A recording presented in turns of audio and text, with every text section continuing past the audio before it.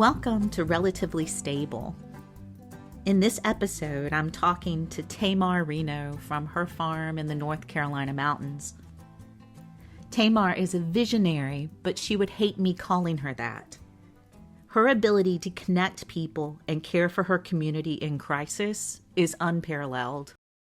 With an academic background in Native American studies focusing on language revitalization, Tamar has taught at a tribal college, developed curriculum for universities and cultural centers, and collaborated on language immersion programs. She also has worked extensively in the nonprofit sector. She and her husband John live at Bear Creek Farm on the aboriginal hunting grounds of the Cherokee near Tryon, North Carolina. Her days begin and end in the shelter of the Blue Ridge Mountains. John and Tamar coexist with their 3-horse relatives and a dog who puts the great in Great Pyrenees. Centering on kinship, Tamar utilizes Indigenous ways of thinking to explore and deepen horse-human relationships. She also traffics in words. Let's get started. Welcome, and thank you so much for joining me today, Tamar.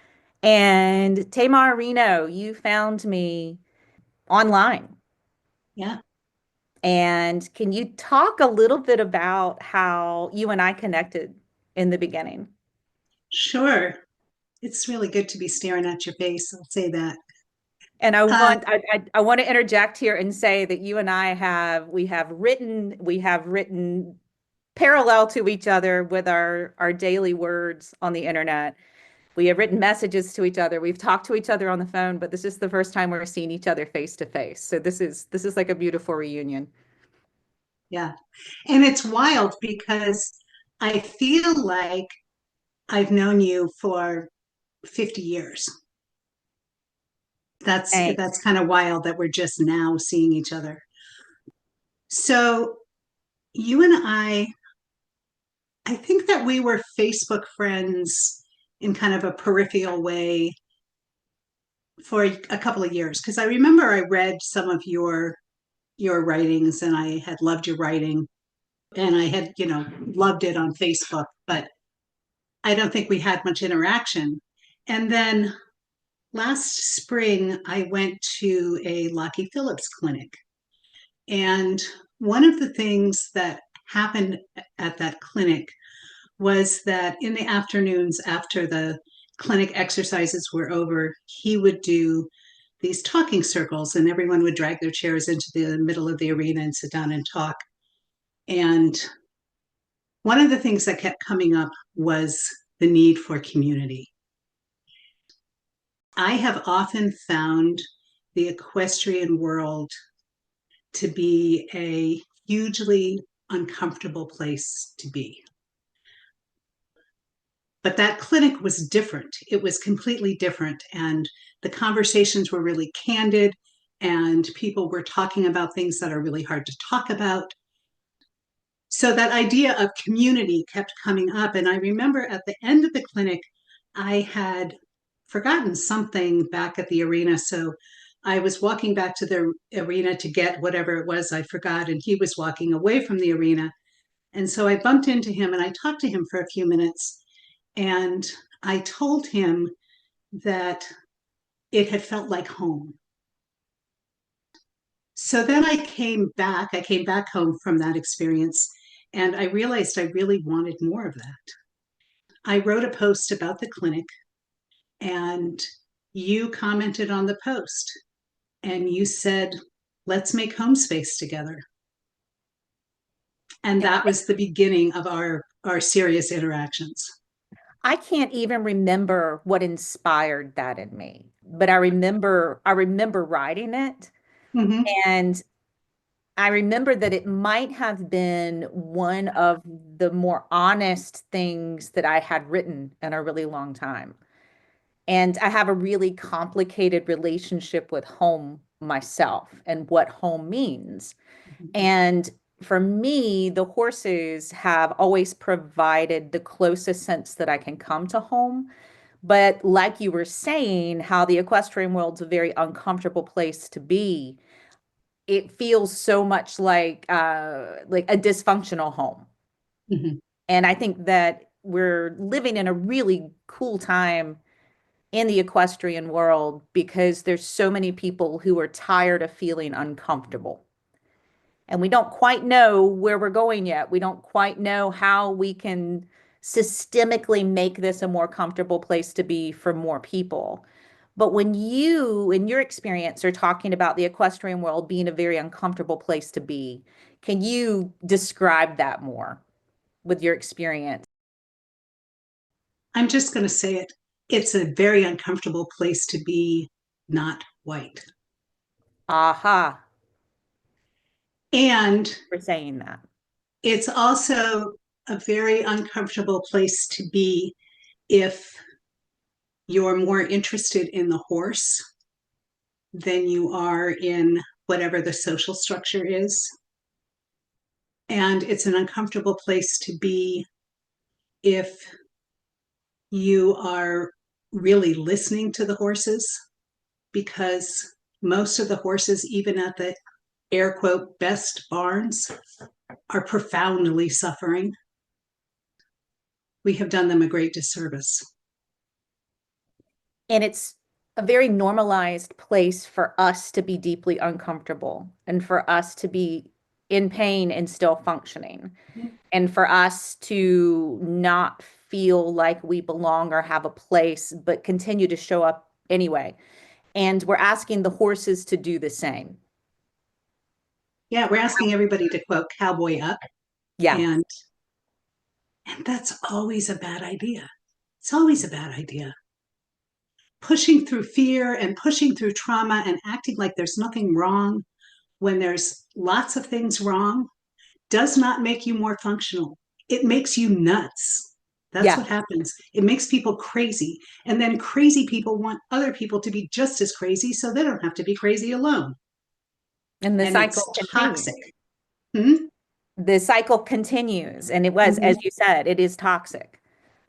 And I know that we are so blessed to be in discussion with other people within the horse industry who are looking to create a different way. And again, we're in the beginning stages of that. Like, what is the beginning? What is this new way going to look like? But can you give me a little bit of your story of what led you to Western North Carolina? And I know that you and I are coming together to talk today. The huge reason is to continue to spread the word about what is happening after Hurricane Helene blew through and decimated so many people's lives. But your story is so important to that, and I'm so intrigued by your story and what has brought you like your entire life. So not like a not a small ask here, but what brought you to Western North Carolina and the sense that this is now your home. I thought about that after, because you and I spoke on the phone yesterday afternoon. And so I thought about that a little bit. And one of the things that came up when you and I were talking yesterday was that I was remembering coming to the Blue Ridge when I was a little girl. So my parents got divorced when I was really young. There's a lot, there's a lot to that story that I'm probably not going to get into right now. Basically, my life did not have a first chapter. I like hit the ground running after I left the birth canal because that's what I had to do to survive. And I can remember being maybe 5 years old and knowing as a 5 year old, all I have to do is live through this. That's all I have to do. That's the framework of my childhood, was surviving it. But anyway, so after my parents divorced, my dad would get me on certain weekends, and he would take me to the Blue Ridge. And I remember as just a little tiny person thinking, I'm going to live here someday because these mountains called to me. They called to me from the time I was tiny. So, but then life happened and I did not live in the Blue Ridge. I lived all over the place, and I spent most of my formative years as a human being in Montana. Then I got to the place where I just could not deal with the Montana winters anymore. And I had some aunties that had lived down in Southeast Florida, and I used to go down and visit them sometimes in the winter. And I loved it. I loved the water, and I loved the beach, and I thought, oh, that's where I want to be. So I was like the Beverly Hillbillies. I loaded up the truck and I moved to moved to Florida. Did you And have horses in that I move? did I did not have horses in those days. Worse, I had teenagers. Way scarier. Way scarier. Is it Terrified, harder to find actually. suitable living arrangements for the teenagers? Oh my gosh. Oh my gosh. I moved to Florida, and I was away from horses for quite a while. I rode a lot when I was a kid and as a young woman, and then life happened, and kids and school and work and all this other stuff, and I was away from horses for a long time. Then in 2019, as a birthday present, my husband John gifted me a package of riding sessions. And he said that he felt like there was just something missing. I went and I got some boots and I got a helmet and all the things, and I went to this barn which turned out to be just a shithole of a place, like totally throwdown barn. And there was First Horse, and Oh, he was skinny and he was dangerous. were you riding him in lessons? I did ride him. I did ride him, and we ended up taking some lessons, which I'll get into in a minute. But anyway, that's where I met him, and it was almost immediate that I understood that the reason that I was there was not for myself but for him, and that it was my job to get him out of there. And so I did. And the guy who owned that barn had no idea who this horse was. But I had looked, he was a thoroughbred, and I had looked at the tattoo under his upper lip and looked it up, and I was like, oh my gosh. Okay. So I didn't mention that until after I purchased the horse. But later on, I told him who he had had in his barn. Tell me a little bit about First Horse, and we're going to go back to your story, but Okay. it feels like, and you've mentioned before about how First Horse has called you to places. Do you feel that First Horse called you to be there, Oh, yeah. find him? Yeah. Yeah. And he was crystal clear that my job was now to get him out of there. When I first met him, First Horse had been a racehorse, and they don't train racehorses to stop. No. So they stop them by catching them. They get another rider to come alongside and catch them. They don't teach them to stop. Way back when, I had a horrible riding accident on a horse that took off with me. And when I say horrible, it was really horrible. I like flew through the air and I hit a tree and I bounced off the tree and flew back across the trail and down a ravine, and literally had to be airlifted out on one of those stretcher things, and Wow. broke my neck in 3 different places, along with several other bones in my body. And so all this time, I carried this fear of a horse taking off with me. That was like my greatest fear when it came to riding. And so I would be very kind of tense and controlled. And at this point now, I think I don't know, I was 50 something. And the universe decides to plunk this complete scaredy cat down on a racehorse that has not been taught the cue to stop. Wow. And I saw him bolt with other people on him. And so I was terrified. I was Yeah. absolutely terrified, but I also felt like not that I had to power through it, but that I had to power into it. So I thought, okay, well, I'll take a few lessons and maybe that will help with the fear. And it did not. It actually made me so much more anxious, and it made him more anxious. And so we parted ways with the trainer.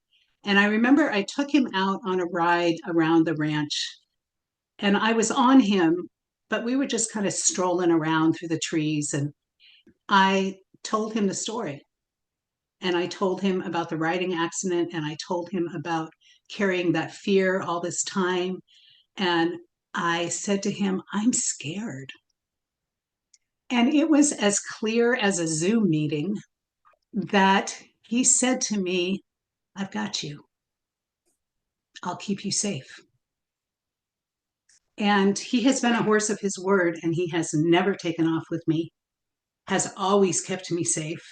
And he's a whole lot of horse. And there was no method, there was no big method to training him, or, I didn't follow any particular protocol. I got some help from listening to some trainers that gave me some ideas and some ways to think about it.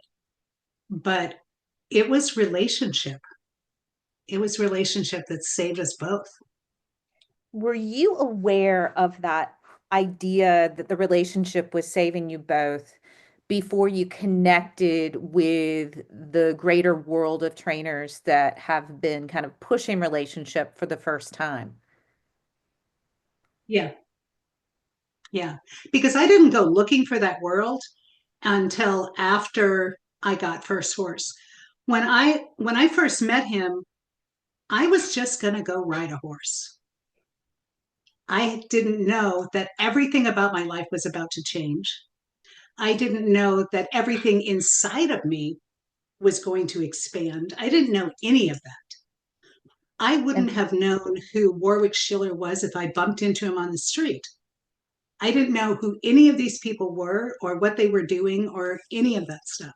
I was just going to go and ride a horse. and to give the background, Warwick Schiller is the trainer that is he launched a podcast that began as horses and horse people. And this happened during COVID when everything was just sort of closed up and trainers weren't out giving clinics like they normally do. And Warwick Schiller, who just recently had a New York Times article written about him, he started connecting that intersection of human growth and relationship-based training with your horse. And I've discovered his work at a time where I was more interested in what was happening to the humans as a riding instructor Mm, than I was about what was happening with the horses. But it grew into this greater understanding that happens daily of putting the horse first and listening to the horse's story, listening to the relationships that want to form. And just like you were saying, not powering through, but into. mhm, And just like you were saying with first horse, being able to tell the horse the story that I'm afraid. mhm, And it's amazing what opens up through that and starts to blossom.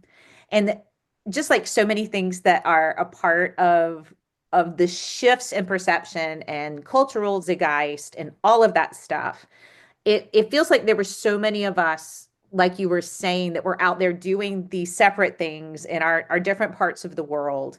And I thank Warwick Schiller for bringing those people together in the beginning so that we can realize there's more of us out there.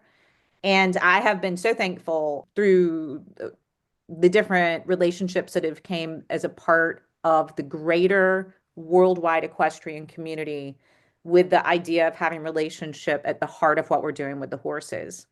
So you've got this thoroughbred who you were afraid of, you realized that you needed to get him out of the place that he was at, and you guys were just very clear with each other. mhm. So where did First Horse take you next? First, we took him to another boarding barn there in Florida. One of the things that was really important to him, has always been really important to him, is the freedom to move, to move around, to not be confined. Confinement is it's like his worst nightmare. He hates confinement. We found another barn that I felt like we could trust that they would feed him. We couldn't trust at the last place. As a matter of fact, at the last place I was buying feed and they were giving it to the other horses. and not giving it to my horse. Wow. First horse weighs about 450 pounds more now than he did when I got him. And he's a little, he's a little rounder than maybe he should be, but he's He's he's sexy. glorious. He is sexy. He's a He is sexy really horse. sexy, and oh my gosh, he's just so glorious. But anyway, so we found a barn with trustworthy people, and at the time they had a really nice pasture situation. They were just starting out, and they had, I think it was 3 or 4 mares, and they put him out with these mares. Now he's a ladies' man, and he loves the mares. And the mares love him. They follow him around with hearts in his eyes, going, "Oh, he's so handsome." So he was in heaven. He loved it there. And he stood sentry for those mares, and he loved on those mares, and it was really nice. Well, then the barn they started adding more and more borders, and the barn kept getting bigger and bigger. And so they started cutting into the pasture by creating more individual turnout paddocks. And so the pasture started getting smaller and smaller. And then they started rotating days that the horses could have turnout in the big pasture. And he started to lose his mind. So we found another boarding barn that had wonderful turnout for Florida, wonderful turnout for Yeah. Florida, really big pastures. Each pasture was probably, I don't know, 2 to 3 acres. And they rotated the pastures, but all the horses were always out. They bring them inside during the hottest part of the day, but other than that, they were out. But the isolation was really an issue there because they didn't pasture horses together. First horse had already loved and lost several friends that during the time that we owned him because of decisions made by the other horse owners. They wanted to move their horse or whatever. At the last barn that we were at before moving up here, he had been pastured with another thoroughbred, and they were very good friends, very close. And the owner of that horse decided to separate them. John and I had been out of town for a couple of days, and we came back, and the decision had been made, and he was in a paddock by himself. And I told John, we have to get him another horse right now. And so that's when we got Genevieve. And the purpose of getting Genevieve was so that first horse would have a horse of his own that nobody else could take away from him. Yeah. And I don't remember where I was going with all this. I think that we were meandering your way up the East Coast Hmm. to Western North Carolina. Oh, yeah. Okay. I really liked living in Florida actually until I got him because before I had a horse, I could be outside when I wanted to and inside the rest of the time. Yeah. But once I got him, I was outside in that Florida heat all the time. Yeah. And it's also a horrible place to keep horses because they're not suited for that kind of heat. We were spending 2 hours a day hosing off the horses to keep them alive, not even to keep them comfortable, just to keep them alive. We were thinking we've got to get out of Florida. John said, "Well, why don't we move to Montana?" And I was like, "Winter, that's why." So I wanted to live somewhere that had 4 seasons, but mild winter, so kind of somewhere in between. And I really wanted to be in the mountains again. So I had been hearing about Asheville. We came up to Asheville in fall of 2019. I knew right then, I was like, I told John, we're going to live here. And our plan was to come back during the following year, which was 2020. Well, 2020, COVID happened. He and I both got COVID in March of 2020, and that was at the beginning of the pandemic when the strains were really strong. Wow. And we almost died. And we almost died for a long time. Like we were sick for, I don't even know, weeks, months. Then we didn't die. And when we realized that, holy cow, we're not dead, I told John, we're going to create the life we want right now. And so we came back up here in 2021, and that's when we stayed at that cabin, that little cottage that I had posted pictures of. And we stayed there for several weeks and started really doing the investigative work to figure out how to move up here. And what was it about the cottage and its proximity to the area that had been, there's so many areas that had been hit so hard with the hurricane, but what was it specifically about where that cabin was close to? Was it, Hmm. did you take another trip up to that area? Yeah, we went up there a few weeks ago. So that cottage is on Hobson Branch Road, and Hobson Branch Road is, as the crow flies, it's sort of in between Barnardville slash Weaverville and Mars Hill. Hobson Branch itself is just this little creek that flows down through this sweet little valley, and that's where Hobson Branch Road is. Well, it meanders down and it feeds into the forks of Ivy. And the forks of Ivy are where there's so many ivies. So there's the big Ivy River, and then there's Ivy Creek, and then there's the North Ivy Creek, and there's so many of these. Like those settlers just named everything Ivy. But anyway, Hobson Branch flows into the forks of Ivy, sort of at the bottom of that road, Hobson Branch Road, and that area was hit really hard, really hard. The cottage that we lived in was fine. It was kind of up on a hill, but at the bottom of Hobson Branch Road, there used to be a little single lane bridge that crossed over the forks of Ivy. That bridge is gone. We found it. It's downstream. It's a Wow. mangled, twisted pile of metal, and there used to be this really sweet little house right there by that near that bridge, and they had a hammock in their yard, and I would think about how they would sit out in that hammock and they could listen to the creek. We would always feel bad when we came home at night because our headlights would shine right into their living room when we would cross the bridge, and it's gone. Not there anymore. It's just not there anymore.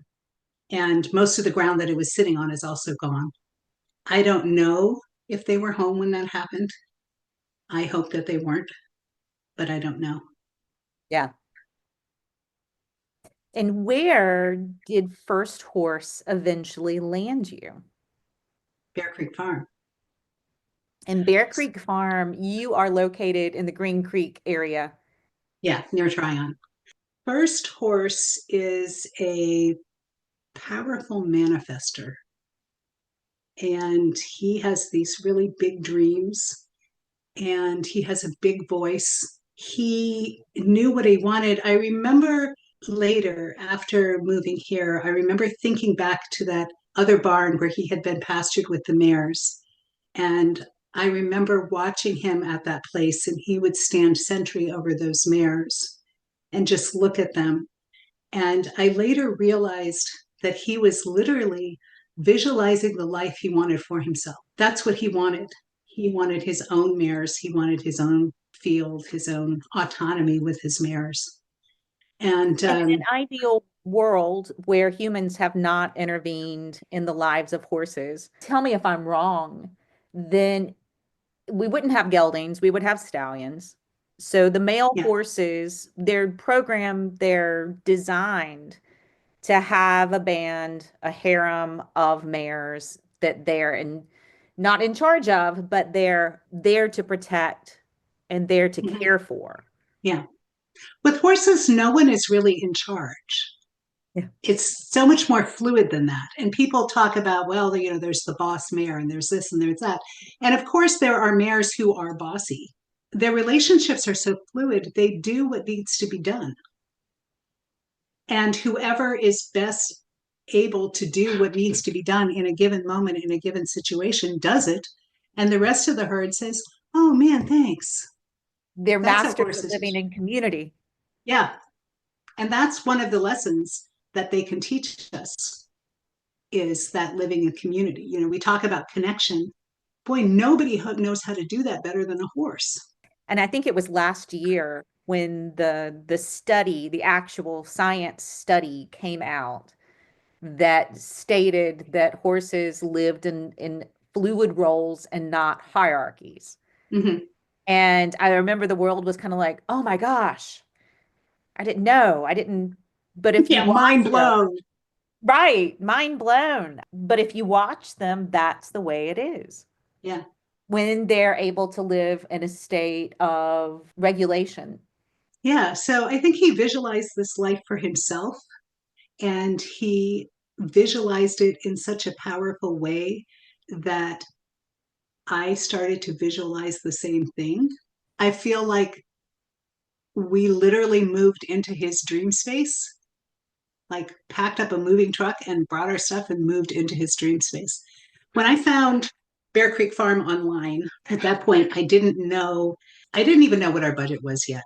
I, and I was pretty sure we couldn't afford it, but I saved it anyway. And I would go back and look at it. Then it worked out by the time that we were actually ready and we had put all the things in place that you have to do in order to, sell one house and buy another and all that stuff, that we were able to afford it. And the owner accepted our offer in spite of the fact that he had another offer for $75,000 more than we could give him because he wanted us to be here. You found yourself living in Western North Carolina. So you walked into the call that you had felt since childhood, guided by First Horse, telling you this is the place. And for no reason whatsoever, the landowner took your offer, which was less than the other offers. Yes. So this home definitely found you. Yes. And what was it like becoming a part of this mountain community? It was like finally arriving home. That's what it was like. I remember before we moved here, I had this fear, I guess, for lack of a better word, that I wouldn't have community when I got here and that I would have to make community, create community, because that's what I had to do in Florida. I had to create community, and it was not easy, and it often wasn't even possible, but I managed to do it. I managed to have enough of a community that I had the resources that we needed for our horses. And so I was concerned about that after I got here. Like, would that happen? And it was completely unfounded. It was just completely unfounded. By the time we got here, everybody knew who we were, and they knew all kinds of stuff about them because the previous owner had talked to them and told them that we were coming. And we had neighbors, bringing food. We had one neighbor stop by and she brought a muck fork as a housewarming present. And we went to the local feed store. The old guy who owned it, who has since passed, it now belongs to his grandson. Like, he knew who we were, and everybody was just so welcoming. By the time we were here, had been here for 3 weeks, we knew enough people to have host a party, and Wow. we didn't even have any furniture yet, and we threw a pool party, and it was so much fun. So it was just like being welcomed home, like we had been, I don't know, off at war and had survived, and we had come home. And This place that was waiting for you. yes, exactly, with open arms. I'm in love with your dog. Those of us who follow your daily riding, which we're going to get into that even more. So, whenever I'm talking about horses and writing in the same place, we have writing, we have writing. But your daily writing that you put out for people, what has become a daily love letter from the mountains, talking about what people have or are experiencing post Hurricane Helene. But we get a daily picture of your dog with these missives. And I know that the daily Juno, and that's your dog, Yeah. was a part of your life before you started to add larger posts to that. Can you tell me about how Juno acclimated to life in the new in Western North Carolina in the new farm? He was like, finally, oh, I'm home. This is great. Juno's a Great Pyrenees, so he is genetically a mountain dog. Juno's happy wherever Juno is. So it's not like he was an unhappy dog before we lived here, but he loves it here. This is home. Absolutely, this is home. He does his job of barking to keep the predators away and watching over the horses. And Do the horses like having him near? no, not especially. They mostly ignore him. Every once in a while, he'll like bark at first horse, and first horse will be like, tough talk for a pipsqueak like you. Jacint. Jacint likes him. And Jacint when likes did him a lot. Jacint, I'm going to say her name correctly. When did she join your herd? She came to us in March of 23. So she's the newest addition to the herd. So you have two mares, a gelding. Yes. A gelding with a lot of testosterone. So the jury's out on Okay. that. Okay. And for those who don't know, a gelding is a horse that's been neutered. And I will throw the word out gelding all the time. And I have so many people ask me, what does that mean?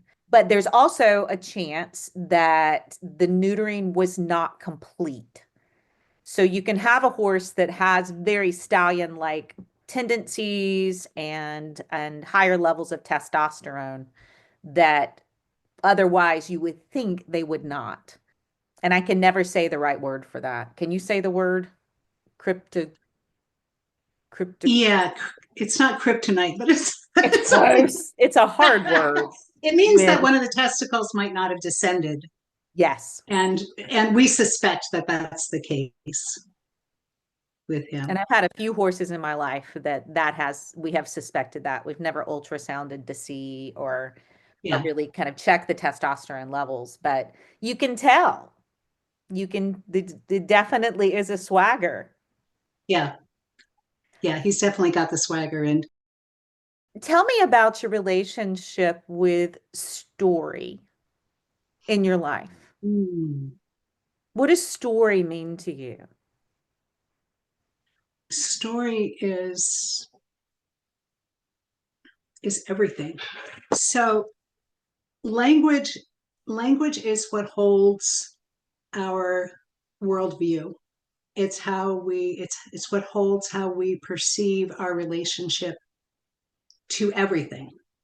Human beings for thousands and thousands of years have been programmed to think in stories. That's why when you, for instance, let's say you're taking a class and there's an instructor who's just rattling off bullet point facts, chances are really good you're not going to remember anything that instructor said. But if that instructor sits down and tells you a story, that's going to stay with you. It's how we connect with ourselves, it's how we connect with other people, it's how we connect with the world around us. We think in stories. And stories are one of the reasons why I survived my childhood.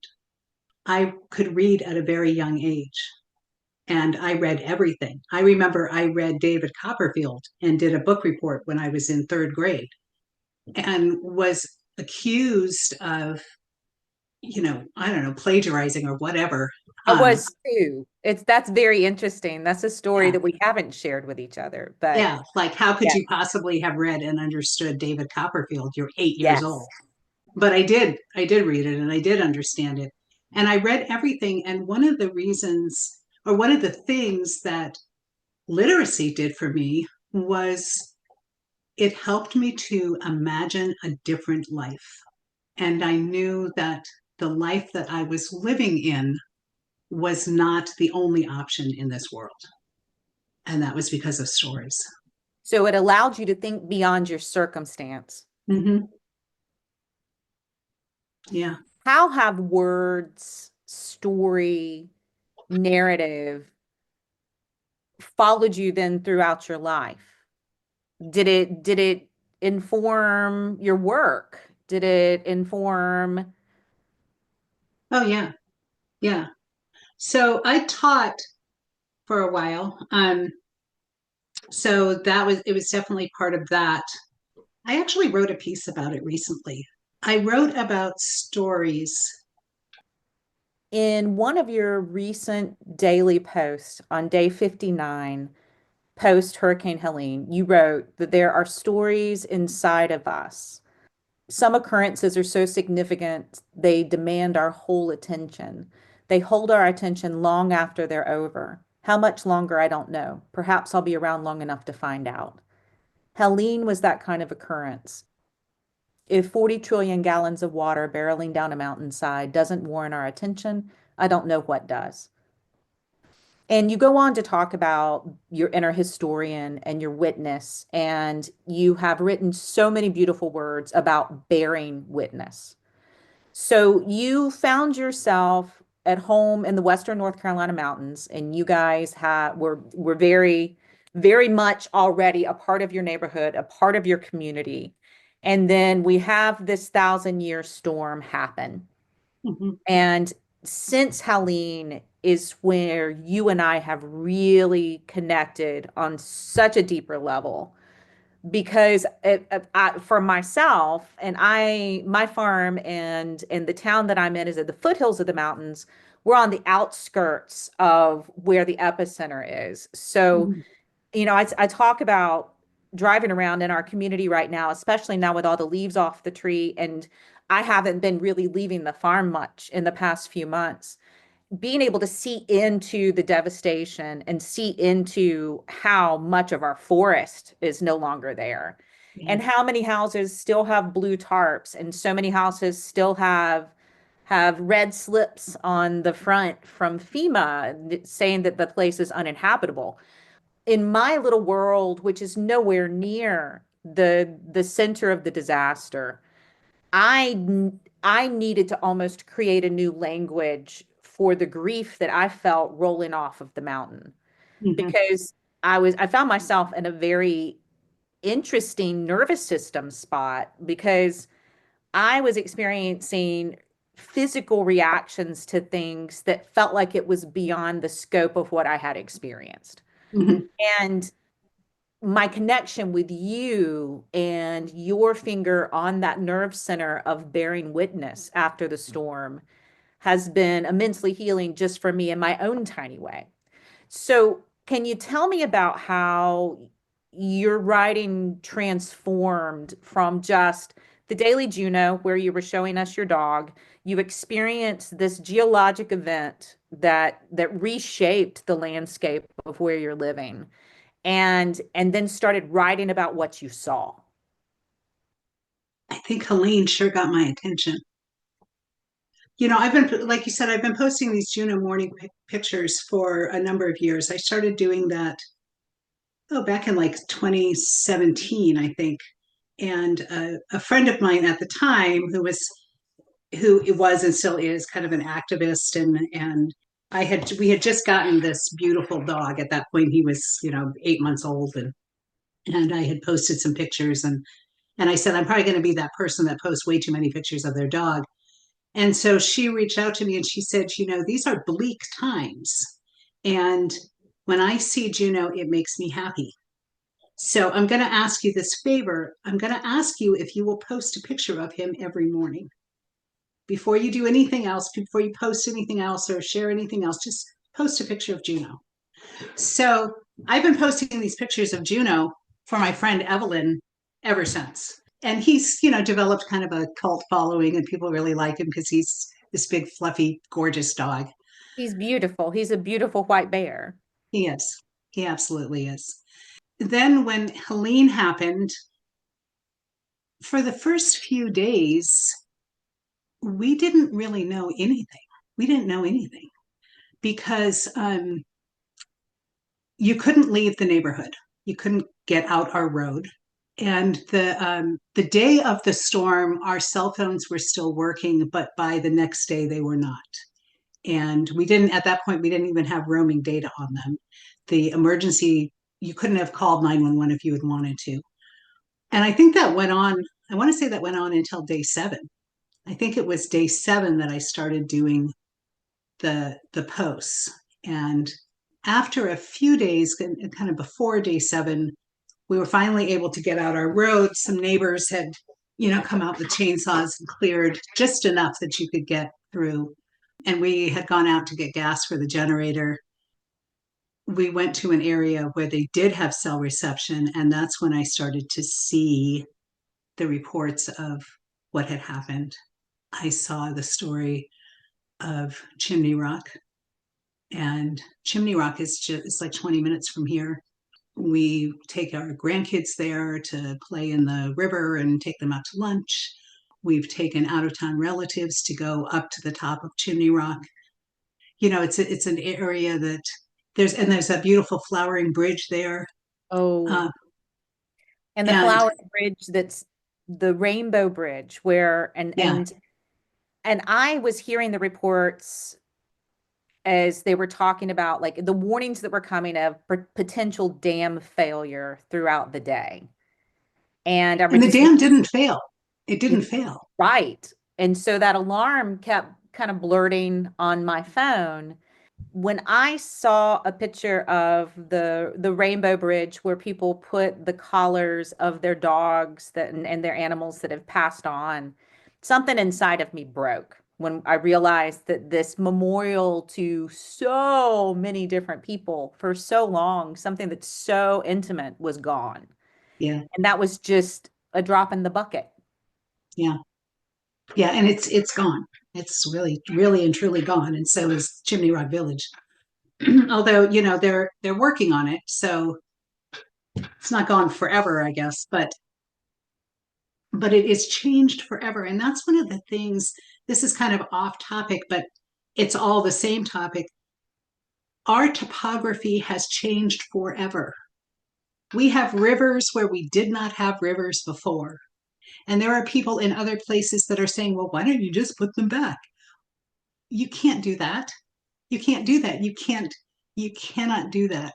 We have mountainsides that are gone. A friend of mine, her ex-husband is a farmer up in Swananoa. He can't rebuild his farm because the land his farm sat on isn't there anymore. You can't rebuild on air. So anyway, it was sometime between the first day and the seventh day that we were able to go somewhere and that had internet, and we started to see what was actually happening. And you talk about how you felt the grief. Well, the grief it's in the air. Like it's in the air. It's like when you can smell something and you don't know what that smell is, and it drives you crazy because you don't know if did you leave the iron on, or is your house on fire, or what's going on, and you try to find the source of that thing that you smell, but you don't even really know what it is. What we are smelling is Appalachian grief, and it's everywhere, and it is unavoidable. And it's in every air that we breathe in, and every air that we breathe, every breath that we breathe in, and every breath that we breathe out.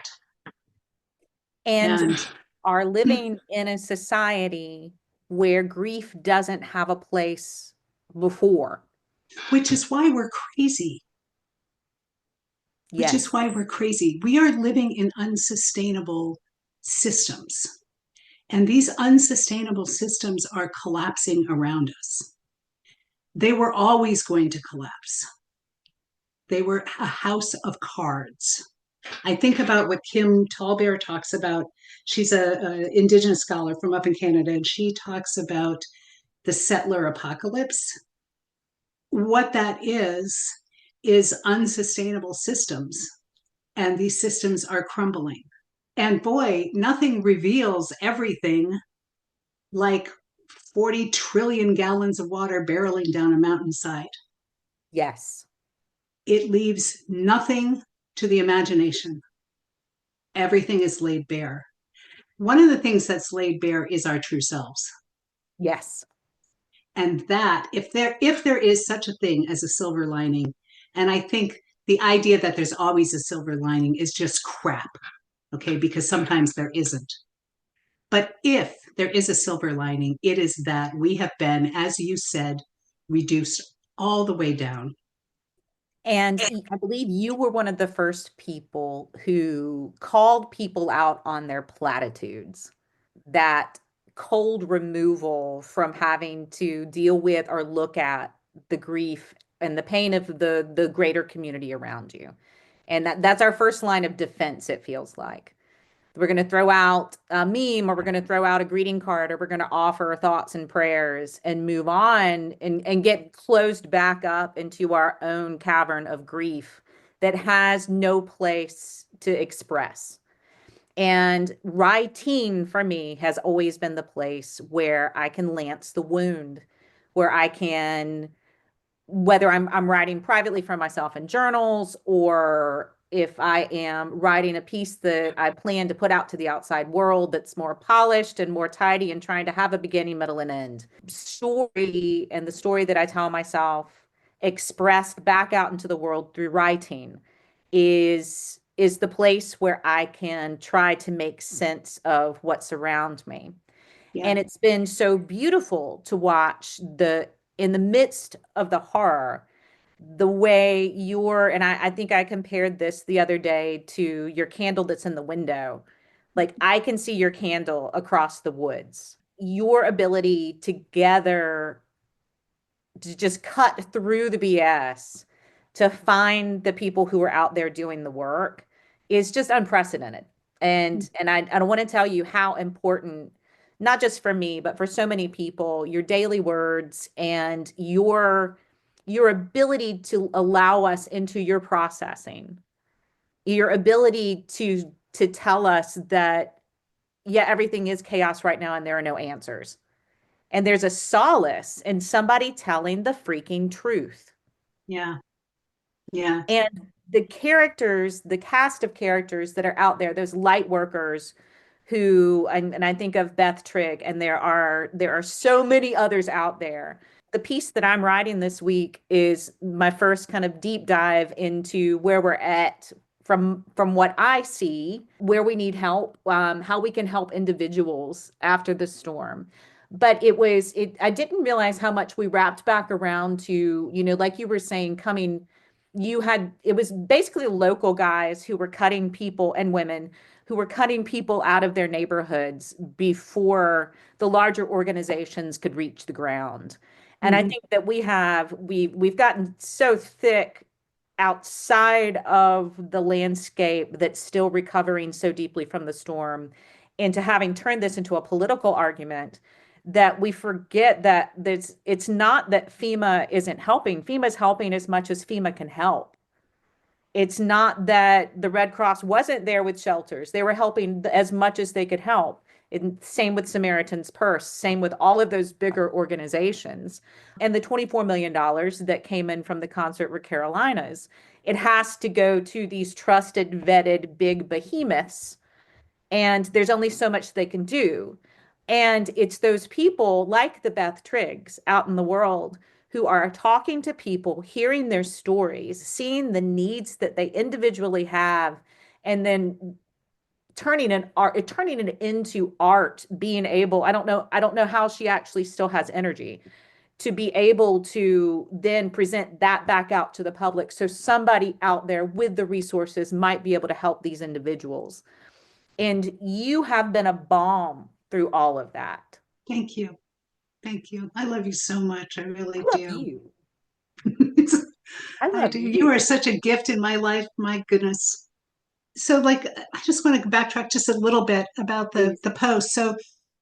I did those Juno morning posts, and then after cell phone roaming came back, because I had cell phone roaming for, I want to say, 6 weeks, give or take, after the storm. I had cell phone roaming but no actual internet. How long was your um, internet out? I think it was about 6 weeks. I want to say it was about 6 weeks, and I could be wrong about that. It could be longer. um, it was out for a long time. But cell phone roaming started working, and our cell phone provider sent us a text and said, "We are not going to charge you for cell phone roaming. You can do this." And I think they extended that like through January. So there are definitely still people that don't have internet now, still Yeah. in some of the more remote areas. But I had been doing, prior to the storm, I had been doing the Juno pictures, and I had also done a daily journal practice that was very private, that was just for me. Once I was able to connect via the internet, the cell phone roaming back in out to the rest of the world, I married the two together. I had a couple of people say, "Oh, I'm so glad you're back. Let's do a Juno taco picture." And I thought, "You're insane. I'm not doing that.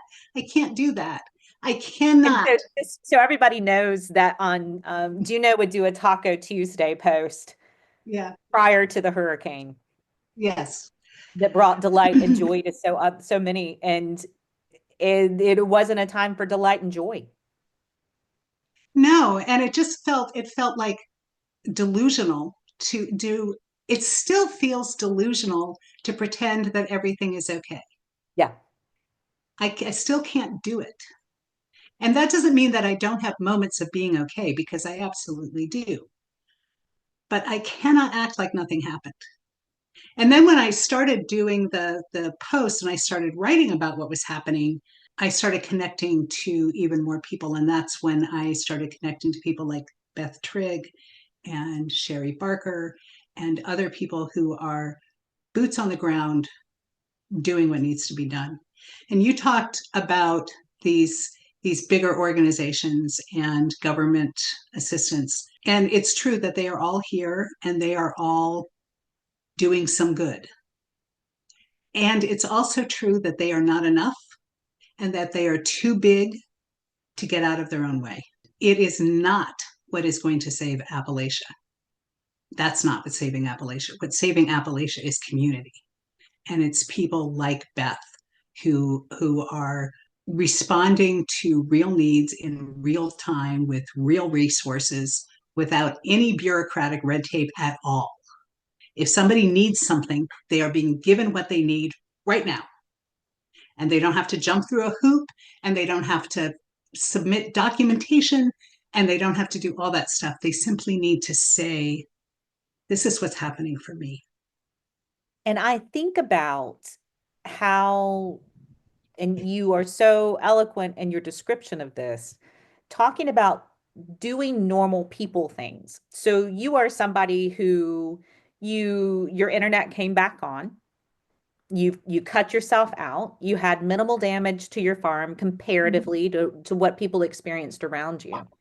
And it was still so weird and shocking I'm going to go out to eat food. I'm going to go to a restaurant. I'm getting back into the flow of just normal people things. And that's how hard that was without having lost everything. And one of the more poignant thoughts that I really had to wrap my head around and to wrap any sort of residual judgment that I might have inside of myself was the discussion that was recently had about victims of the hurricane putting out items on wish lists that weren't basic necessities, Mm-hmm. Yes. normal people things.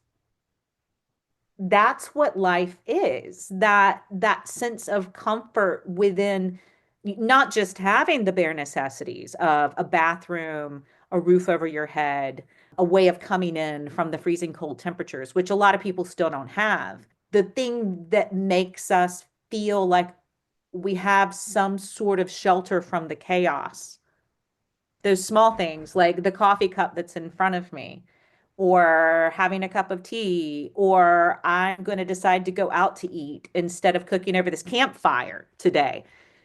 The tiniest things that can make this massive amount of psychological difference.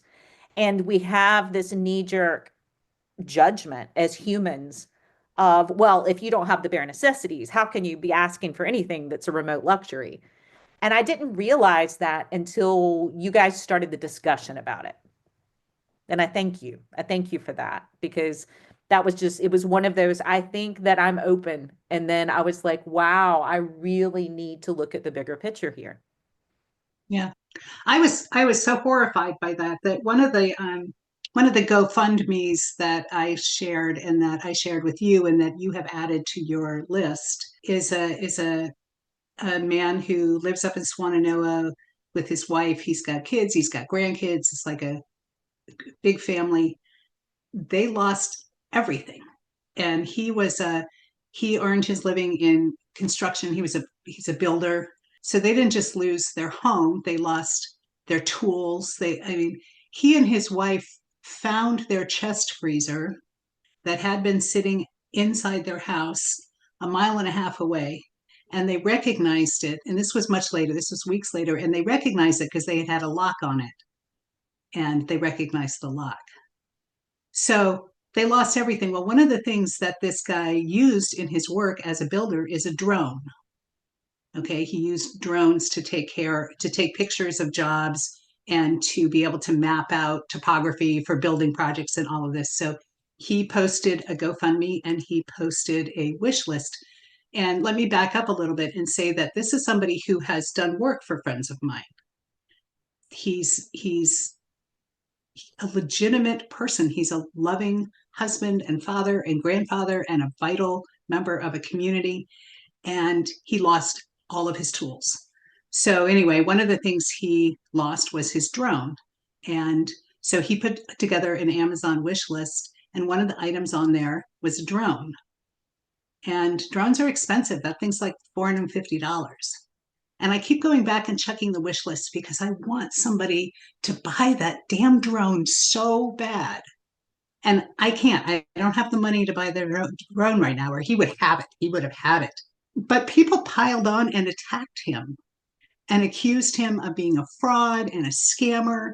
These people have lost everything. And not only do they have to deal with that, and not only do they have to deal with all of the finagling and the bureaucracy of trying to get some assistance, but they're also under attack and being accused of, like you said, wanting anything besides food and water.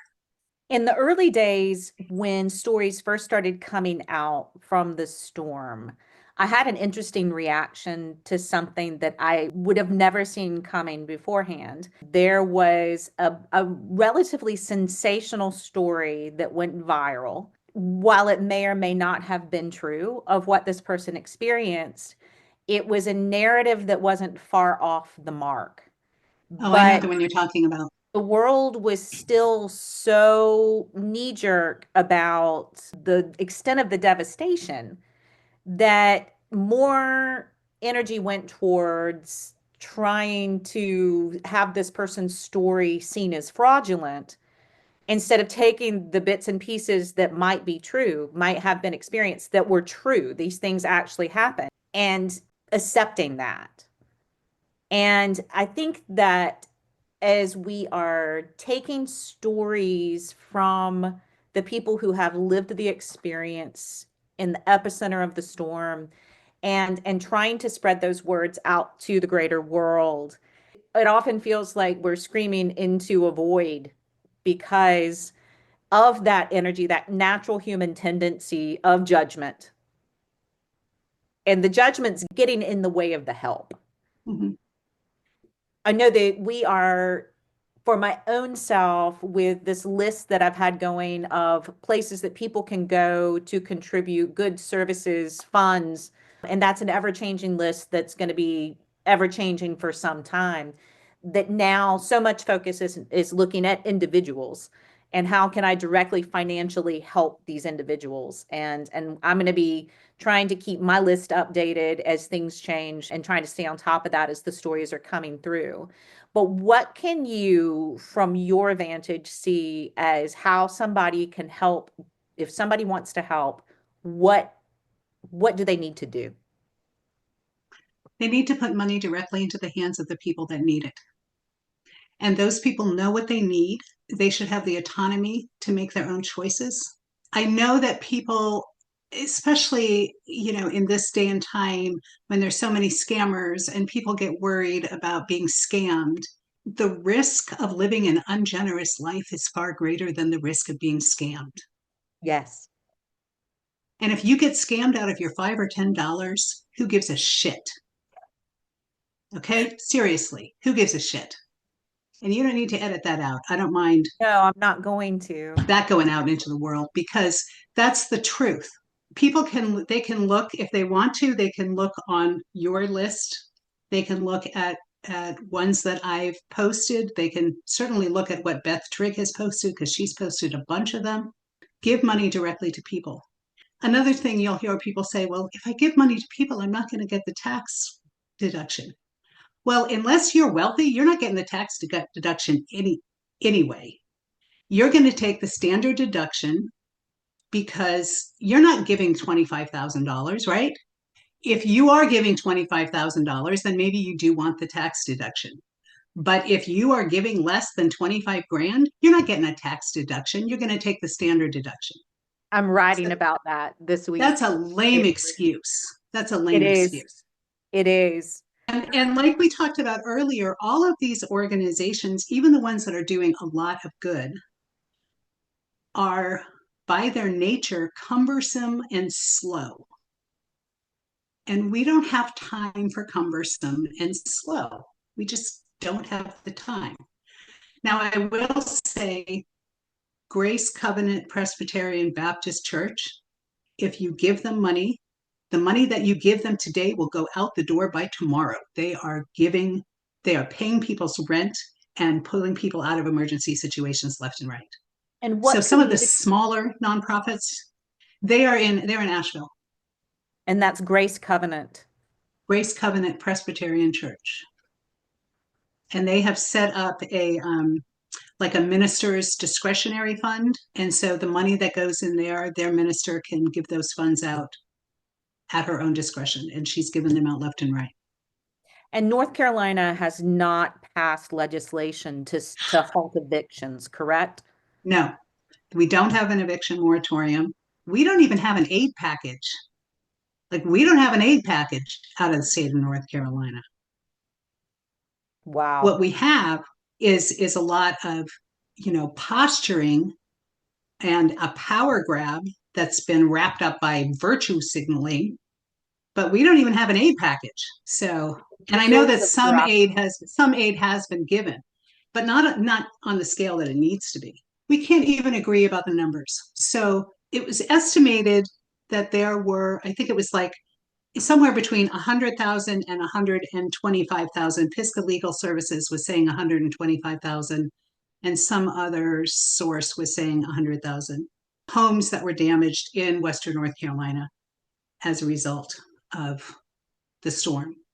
And some 200,000 people have been displaced because generally in a house, there's more than one person, right?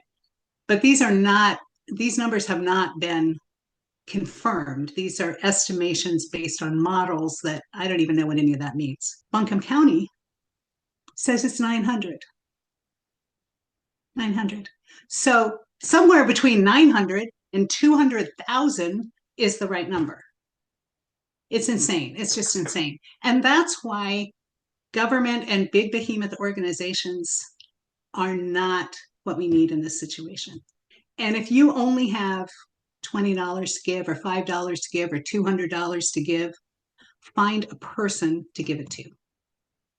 Find a person to give it to.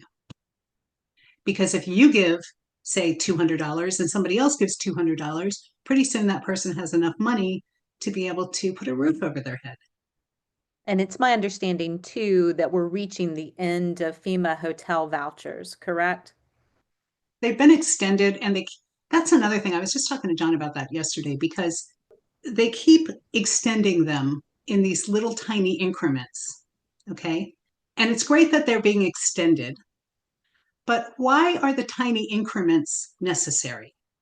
What that does is it puts a person in a perpetual state of anxiety because they think that in a few days they're going to be out in the cold. Why not extend them indefinitely? We have the money. FEMA has the money. We absolutely have the money to extend them indefinitely. But instead, because I have to back up a little bit. There's this idea, there's this built in superiority that thinks that poor people deserve their poverty and that hurricane victims deserve what happened to them.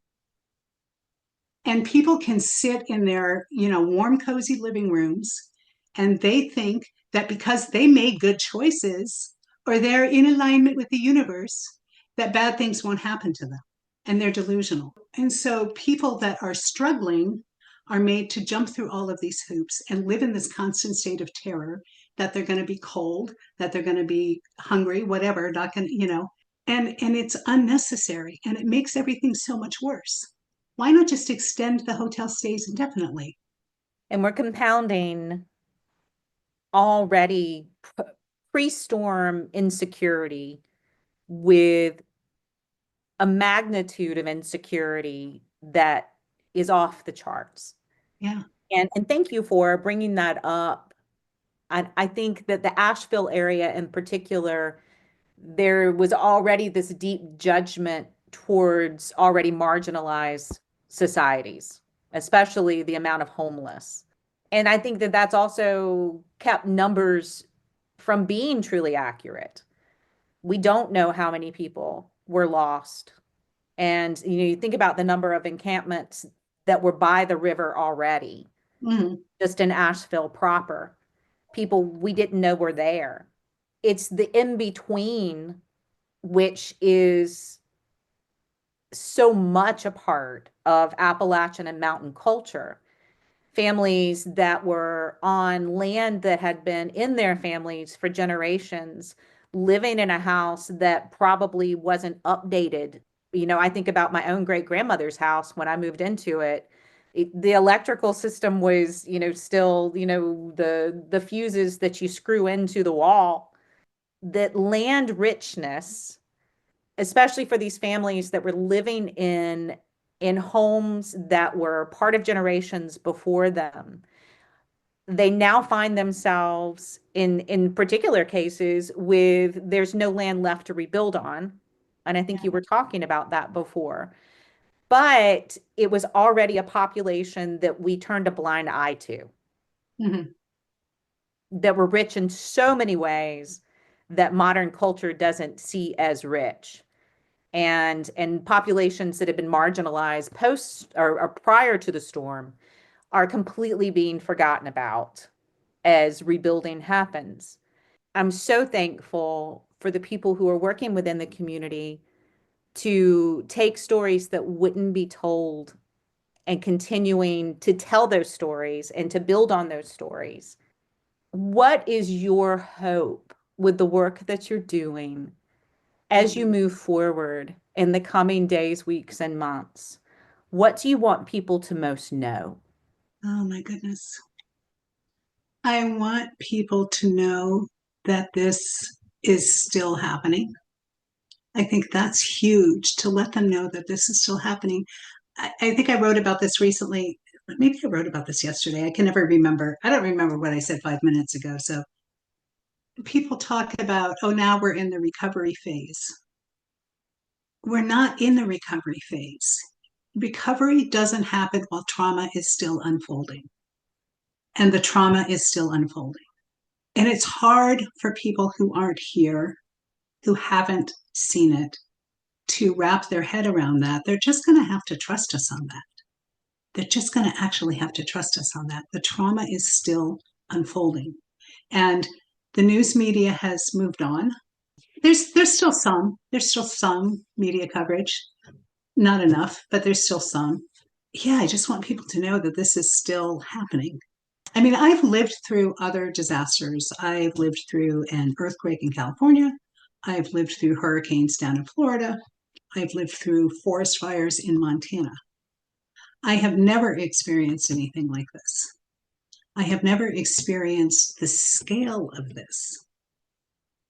More than 20% of our forest is destroyed in an area that is almost entirely forest. I mean, just the magnitude of what has happened here. You can go up to Swannanoa, for instance, and it still looks like a war zone. Yeah, it's a little better than it was, but it's going to look like that for a long time. And when I say a long time, I don't mean for a few more weeks. I mean for years, maybe decades. I don't know if it will It's never going to look exactly the same because the land is different. But for it not to look like the site of a disaster, that's going to take years. It's going to take years. And I want people to understand that this is not over. And the other thing I want people to understand is that, and this is something that applies whether you live here in Appalachia or you live in Jersey or wherever, or England, is that the only healthy response to what's happening in life is to feel it and see it and talk about it and be into it and be in it, be inside of it. That's the only way that human beings can be healthy. If you are telling yourself or you are telling somebody else to brush themselves off and pull themselves up by their bootstrap and cowboy up, you are perpetuating disease. You are perpetuating a diseased society.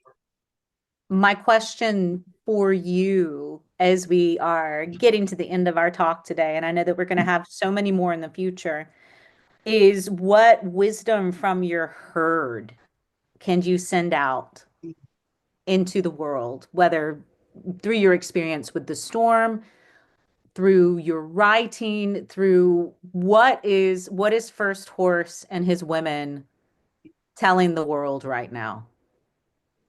Well, just this morning, he reminded me, he said, ask a different question. So I got up this morning and I sat down to write and I stared at my laptop and I had no idea what I was going to say. It was cloudy and overcast and I was foggy and I'm tired and my knee still hurts and I just kept hearing something that he tells me all the time. Ask a different question. And that requires asking and then waiting. You have to ask and then pause and then wait.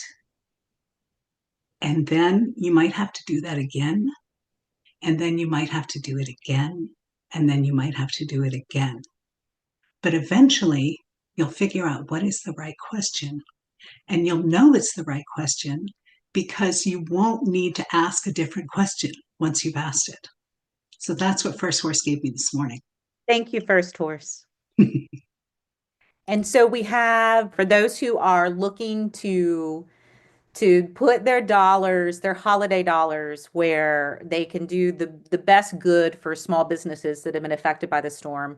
I know that the shops at Chimney Rock that have taken up residence at Yes. the Tryon Equestrian Center. So you can go in person there, and it's a lovely place to be for the holidays. And you can shop directly towards small businesses that have been affected by the storm. And on my list, I'm going to continue to update individuals that need your financial contributions directly today and following your words. And I know that daily you are posting information that comes to you, and you also are a rich collection of just, follow the people who are following her and that are engaging in discussions on your Facebook. And it's been so interesting how Facebook has been the place, the hub to be. It's one of those few Yeah. pieces of social media for all of the griping that we can do about social media. Why Facebook has become the hub is we're not limited with the number of words that we can post with pictures and video. Yeah. And Instagram would be that hub if we didn't have limits, just how we can reach the greatest number of people. So you'll notice that on my list, a lot of those things will link up to Facebook and individual blogs and individual writing. And that it really is a one-stop place where you can look for things. And I had hoped to have a list of small businesses together, but where I've discovered a lot of those businesses that I wanted to link to are artisans. And when we're looking at spending holiday dollars and getting things to people within a certain amount of time, these are people who have lost their kilns, they've lost their art supplies, they've lost their studios, they've lost the places to be able to do that. So I think that sending people to Tryon Equestrian Center, and I'm going to try to find the direct links for this, especially out of the Asheville area, collections of artists that you can find gathered together with links that direct you to their work for those who are up and running right now. But I thank you so much for being with me today and for me being able to look at your face over Zoom as we record this. Thank you so much for being here on Relatively Stable. Thank you for having me. If you enjoyed today's episode and want to dive deeper into stories of resilience and passion, be sure to join my community on Substack at Stable Roots. There, you'll find more insights, behind-the-scenes content, and a place to connect with others who are navigating their own paths. Visit me at stableroots.substack.com and subscribe to stay grounded, inspired, and always relatively stable. Until next time, take care and keep moving forward. Love, Kim.